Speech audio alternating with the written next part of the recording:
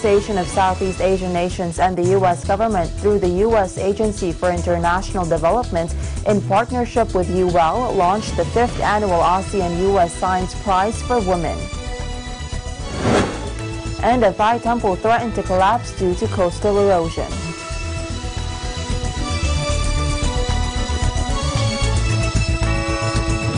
President Rodrigo Duterte has criticized the report of the Philippine Center for Investigative Journalism, or PCIJ, for scrutinizing his family's wealth and accused journalists of being. The president meanwhile claimed journalists who wrote the PCIJ report were paid to do so. Makita mo yung utak ng mga investigative journalists. Kaya pera-pera lang, binabayaran yan kung gano'ng kalaki. In its report, the PCIJ discovered that the law firm Scarpio Duterte Lawmakers entity, which has presidential daughter and Davao City Mayor Sara Duterte, Carpio and husband manages as partners, has not registered at all with the Securities and Exchange Commission since it was established. Another PCIJ report found that he and his children, Sara and resigned Davao City Vice Mayor Paulo Duterte, have spikes in their wealth during their years in public office. Duterte, meanwhile, vowed to fulfill his campaign promises of keeping law and order in the country and stopping graft and corruption before his term ends in 2022. Malacanang said the resolution of 5 U.S. senators calling for the immediate release of opposition Senator Laila de Lima and the dropping of charges against Rappler CEO Maria Ressa was an unwelcome intrusion to the legal proceedings in the country.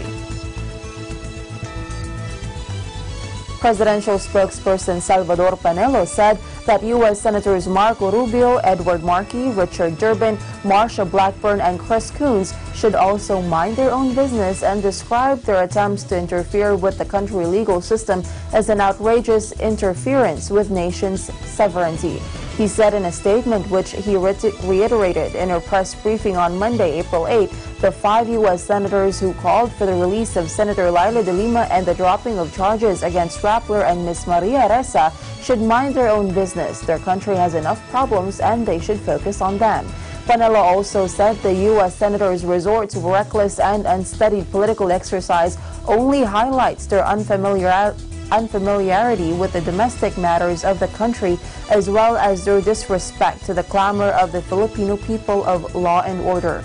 He noted that the Republic of the Philippines is not under the dominion of the United States of America or any of its high-ranking officials.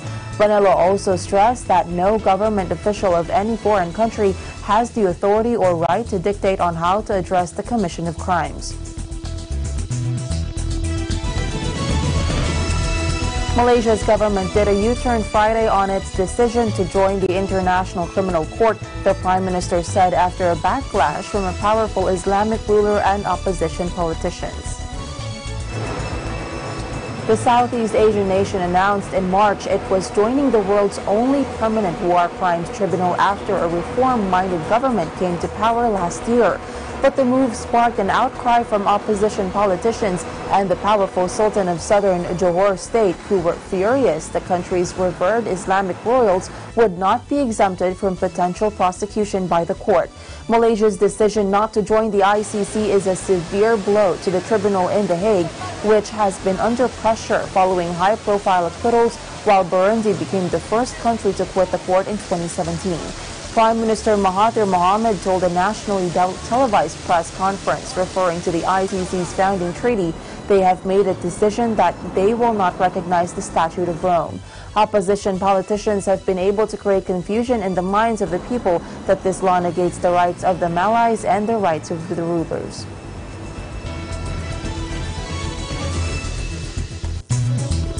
"41 Rohingya were found on a Malaysian beach Monday," police said, the second group of the Muslim minority to arrive in the country within weeks, stoking fears of a looming exodus.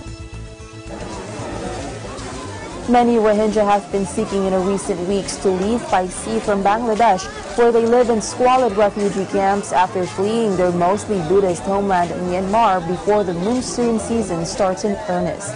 Security forces have prevented hundreds from departing from Malaysia with people smugglers on fishing boats. But last month, 34 Rohingya arrived in the northern Malaysian state of Perlis, the first group believed to have landed in the country in almost a year. Local police chief Nur Mushar Mohammed said the latest batch, which consisted entirely of men, were found Monday on the same beach as the previous boatload. He also said this is definitely the work of human smuggling syndicates working with local syndicates.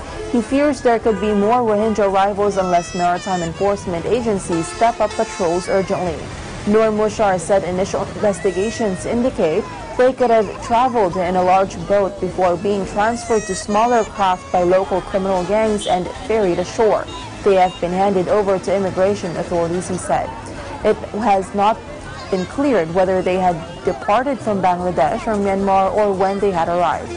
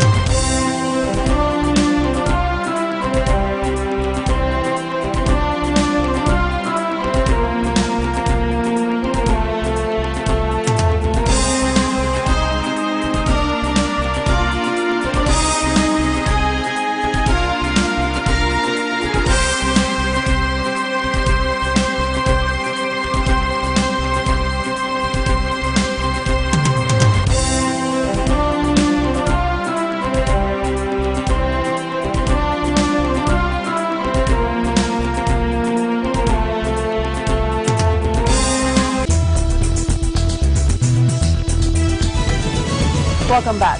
Secretary General of ASEAN Dato Lim Jokoy attended the 23rd ASEAN Finance Ministers meeting and the 5th ASEAN Finance Minister and Central Bank Governors meeting in Chiang Rai, Thailand.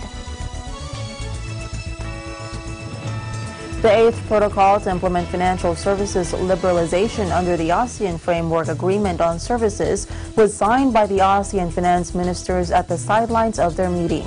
The AFMGM also discussed the progress of the ASEAN Economic Community Blueprint 2025 and ASEAN financial cooperation, including key initiatives on further integrating the region's payment systems in the digital economy, enhancing connectivity and trade through customs cooperation, strengthening disaster resilience, and promoting sustainable financing in the capital markets and banking integration.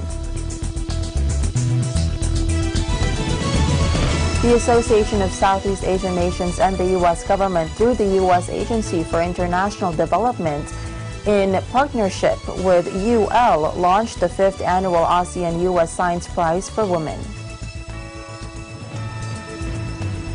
The 2019 prize will highlight the theme of the circular economy and will be awarded to 2 women scientists from the ASEAN region. The ASEAN Committee on Science, Technology and Innovation will lead the selection of the winners of the 20,000 prize, a woman scientist who demonstrates the best application of original scientific research to this year's theme. A second prize of $5,000 will be given to the scientist whose application merits an honorable mention. The winners will be recognized at the ASEAN Ministerial Meeting on Science, Technology and Innovation in Singapore in October 2019.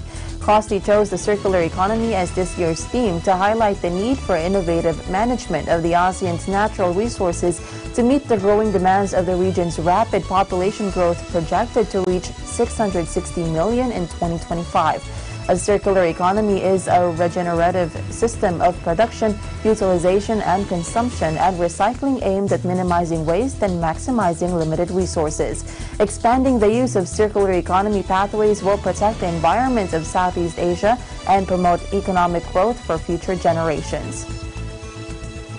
Applications and nominations will be accepted by email at scienceprizeforwomen@gmail.com and or through https://scienceprizeforwomen.asean.org from the 4th of April until the 24th of May 2019. Applicants should be aged 40 or under. More detailed information on the prize and its application requirements can be found at the website. For additional information, contact USAID Communications and Outreach Specialist Swaini Andina at jakarta.docs@usaid.gov. The Philippine Stock Exchange Index ended Monday with gains reportedly inspired by reports of the improvement of non-farm payrolls in the U.S. last March, while the peso finished the day sideways against the greenback. PSEI improved for the second day in a row and gained 0.54% or 42.45 points to 7,915.63 points. It was tracked by the all shares, which rose 0.41% or 19.97 points to 4,866.96 points. Most of the sectoral counters followed, with services registering the highest increase at 1.41%. Industrial holding firms and property went up by 0.64% and 0.52% and 0.44% respectively. On the other hand, mining and oil fell 0.24% and financials by 0.14%. Volume reached 679.44 million shares, amounting to 5.4 billion pesos. Gainers led losers at 107 to 91, while 50 shares were unchanged. Meanwhile, the local currency ended the day at 52.14 from 52.1 at the end of last week, which a trader pointed to better NFP report in the third month this year.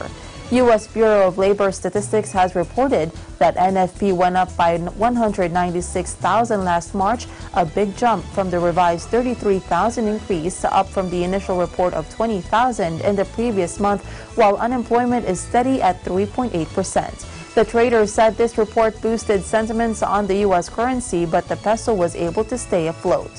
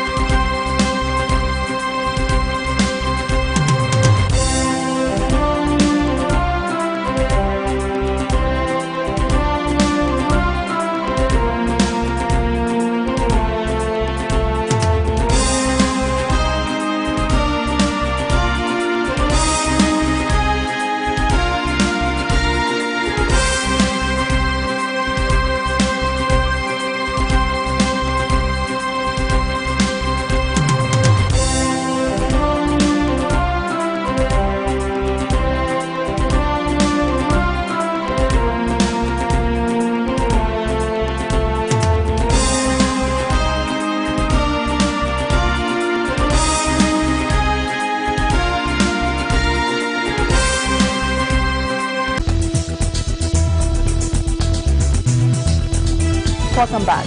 Tech giants have reacted with horror after Singapore proposed laws against fake news, allowing authorities to order the removal of content and impose hefty fines in what critics say is an assault on free speech.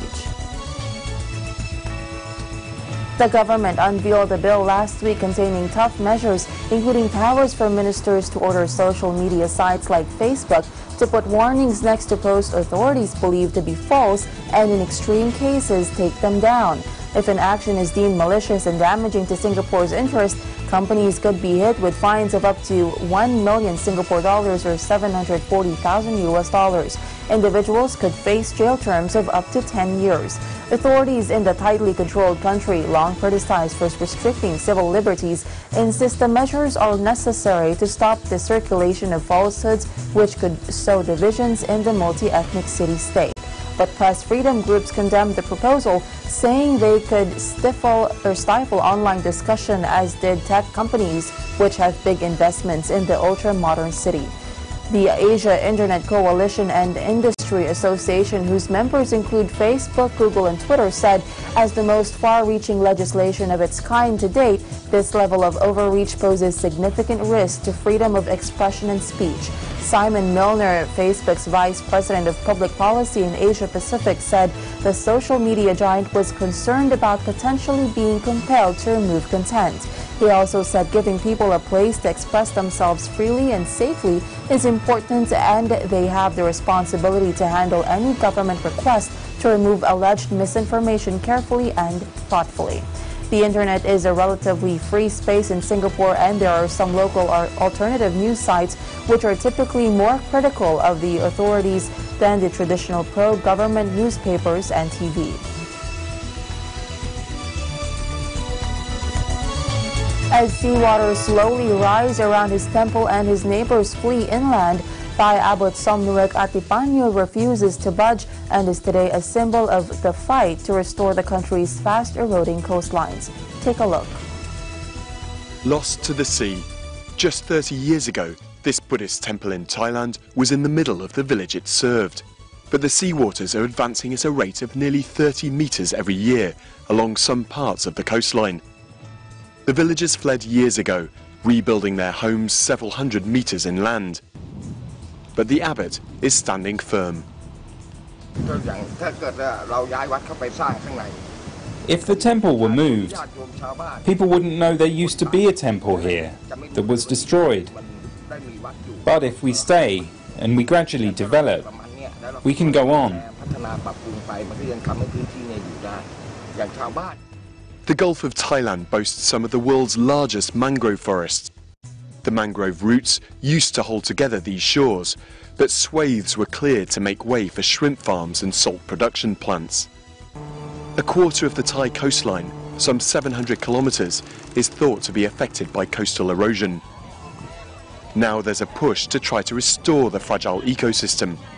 These volunteers have come from Bangkok to help replant the seawater forest.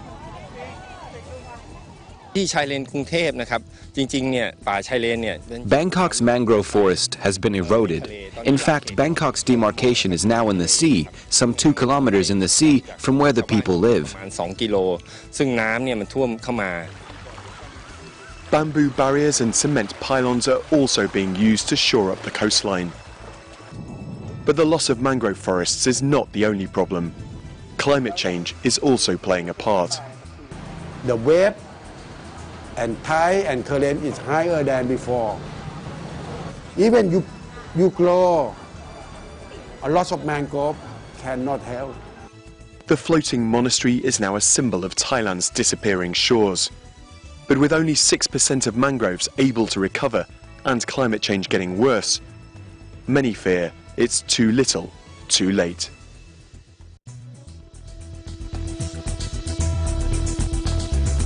And that is the latest news in the Southeast Asian nations. Stay updated about the ASEAN region. I'm Maricar Velasco and I'm 1 with 25.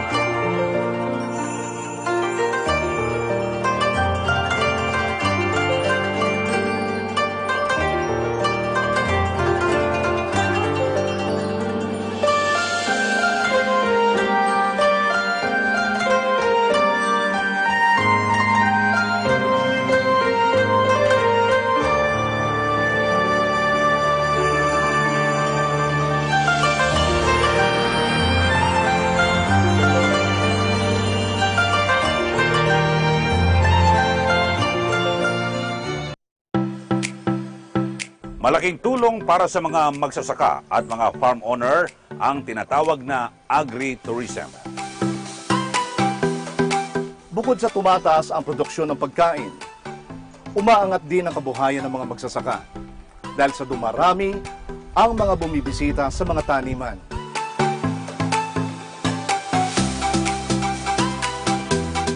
Iba't iba makikita sa mga bukirin o farm sa ngayon. Kaya naman gumagawa ng hakbang ang pamahalaan para tangkilikin ang mga mamamayan pati na ng mga turista.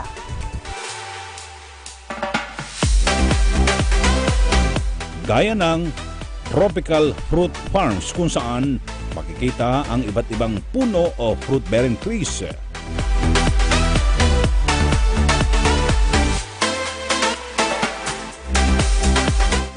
Farm resorts na ma-e-enjoy lalo't mga taniman ang iyong makikita na nilagyan din ng iba't ibang mapapasyalan.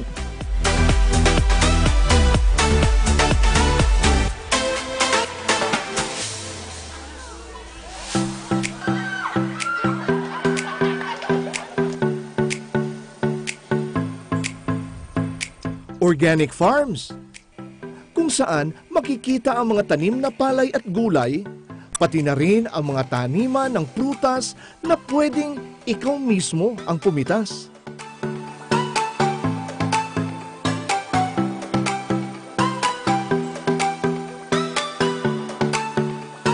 At sa farm tourism, syempre mayroon ding food menu. Pagkapitas ng napili mong inaning bunga, pwede mo na itong kainin kaagad o ipaluto. Kaya isa itong magandang experience.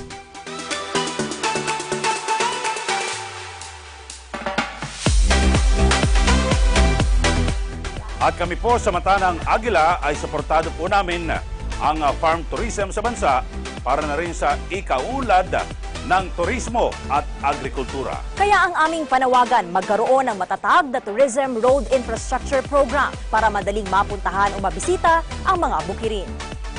Hindi rin po dapat mawala ang pagbibigay ng insentibo sa mga accredited farm tourism professionals at operators para lalong tangkilikin ang iba't ibang agri-destination sa bansa. Mata ng Agila! Lunes hanggang Biyernes. Alas 6 hanggang alas 7:30 ng gabi.